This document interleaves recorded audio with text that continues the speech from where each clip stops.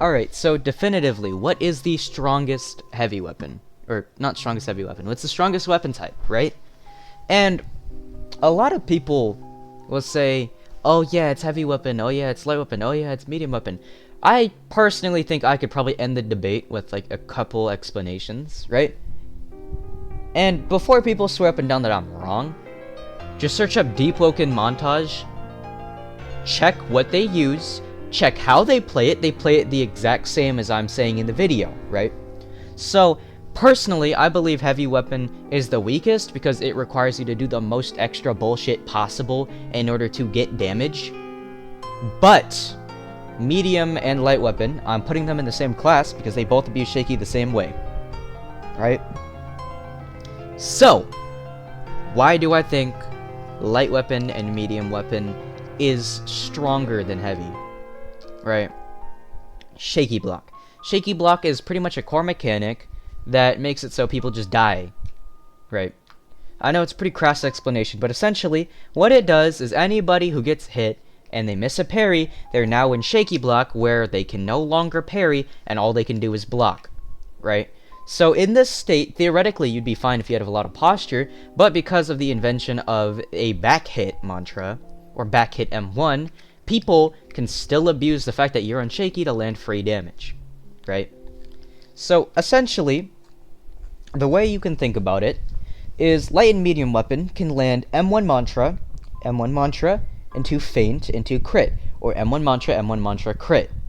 They can land this consistently, and a lot of the time, they can land this off of parries or off of interrupting people mid M1, right? Or mid mantra. I'll put a clip on screen of me doing that right now. I interrupt some dude who's just playing the game. He throws out Master's Flourish. I M1 him. I get a combo off. And before people say, oh yeah, sure, you landed the combo, but heavy weapon does more damage, right? So it doesn't matter if the heavy combo is shorter because you still get damage, right? The main combo that you'll land on heavy is first, you find a way to figure out how to land a heavy M1, which is a lot harder to do than people think. Because realistically, if you're fighting a Godseeker, you're not landing a raw M1 the same way you can land a raw M1 on light weapon and medium weapon, right? So let's say by some miracle, you land a Hellbreaker M1, right? Hellbreaker, one of the S tier weapons, known for being strong, and people clown on me saying, oh yeah, he doesn't want to play the game because they nerf Hellbreaker. No, it's because they don't know how to balance their shit. Something relatively fair and balanced if you have knowledge on it. Like, imagine fighting Eclipse Kick for the first time and not knowing that you could, like, I don't know, run away from the Eclipse Kick, right? You would think, oh yeah, this shit is stupid. It does 140 damage, and if I eat it, I just die, right? But in reality, if you know how Eclipse Kick works, you realize, hey, if I run away from this, I'm fine. If I parry it, I'm fine. I can also hit the target while they're actively using the Eclipse Kick, and then I can parry it, and then after I parry it, I can get more hits because they're, like, knockdown, right? So anybody who's not a complete fucking dipshit will know Eclipse Kick isn't actually that crazy. It's the same way Hellbreaker isn't actually that crazy, because the crit on Hellbreaker can be swung through, it can be parried, you can run away from it, and you can throw mantras at them from afar mid-crit. There's no real way to confirm it besides Equalizer. Yeah, right, no real way to confirm it. Pretty accurate. The damage, 46 damage in M1. Let's say I do 46 in M1, right? Land that M1, and then I were to land a Shoulder Bash, which does about 18 damage at level 3. Right? No mods, right? Versus a katana, right? And before people say that I'm using a fallacy, let me explain.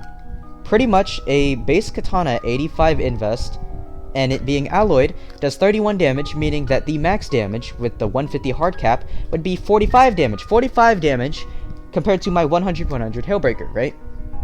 Now people will say, oh, but you're using no mods in the 100 Hellbreaker.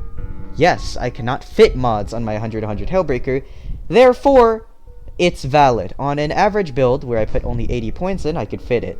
Or, let's say I look at Marviflex revolvers, right? Doing about 41 damage in M1 at 80 light weapon, while also being able to abuse Shaky in a way where they can land 2 to 3 M1s. Now, riddle me this. What's more damage? 3 M1s, all of which doing 41 damage, right? 41, 41, 41. So let's round it all down to 40, 40, 80, 120, right? 120 damage off just those. And then also because he's abusing Shaky, he can do a metal kick slide cast into another 3 M1s.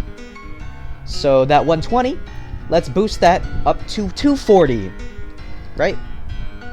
240 damage versus, you know, M1 shoulder bash, M1 doing 45, shoulder bash doing 18, and then you try to do another M1. Oh, what happened? They parry the M1, right? So heavy weapon players have to do extra things in order to land more consistent hits, such as gray casting moves like strong left, right?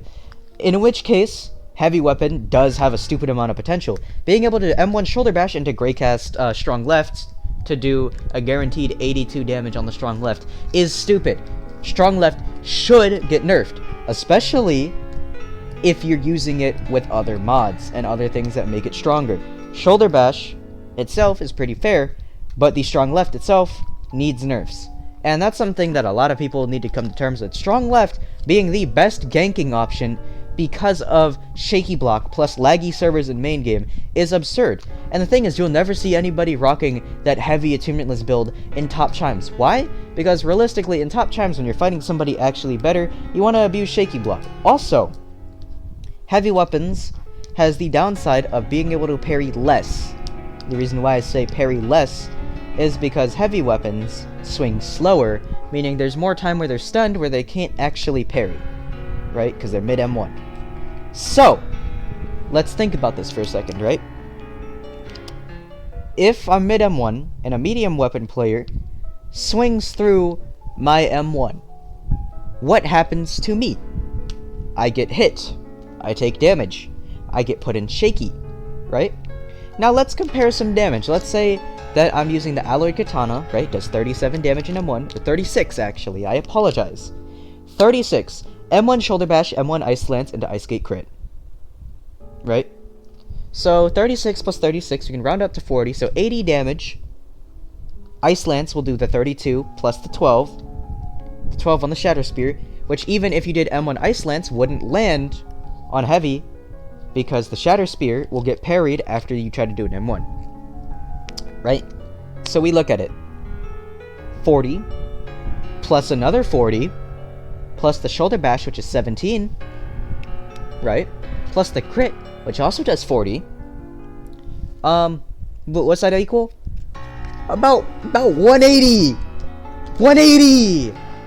That's rounded up. In actuality, it's like 175. But it's 180 damage. Realistically, doing 180 damage off one light shaky combo that you could do pretty much always is stupid. On heavy weapon, you would have to play off of either gray casting to start with hyper aggression with the gray cast, right? Doing like a gray cast into I don't know, ice blade, or maybe holding block, rolling, and then after you bait out people to overextend and swing, you play through their attack with Crystal Impale because you're in the air, so it swings through their attack. All of that extra stuff, all of that just to get an M1 into shoulder bash into maybe gray casting an ice lance, or maybe gray casting ice forge. Sure, if you land a guard break off that, that's an ice blade, and then a wind blade. Wind blade would do about 13 in this scenario because it's level 1. Ice blade does about 50. The ice forge is a guard break, so it does no damage. So realistically, let's think. M1, 46. Shoulder bash, 17. Ice forge, maybe 5 damage because that's a guard break, right? And then ice blade, 56. Wind blade, 13. One of which is not a true combo, one of which abuses shaky, one of which abuses people not knowing that you could just roll ice forge. The amount of damage that you can get on heavy weapon is not necessarily terrible, but it requires you to do more. And before anybody swears up and down that heavy is still better, I'm personally willing to... I know this isn't exactly a perfect test, so if I lose, it doesn't exactly matter, and if you lose, it doesn't exactly matter, but why don't somebody who swears up and down that Ice Heavy Hailbreaker is the strongest, hop on Ice Heavy Hailbreaker. I will personally fight you on medium weapon, or on light weapon, or on untrained fist, or on trained fist, anything besides heavy weapon, I will tear shit up most of the time, because heavy weapon realistically can't do anything against somebody who's competent on any other weapon type. That's all I really have for this video. I kind of just wanted to yap.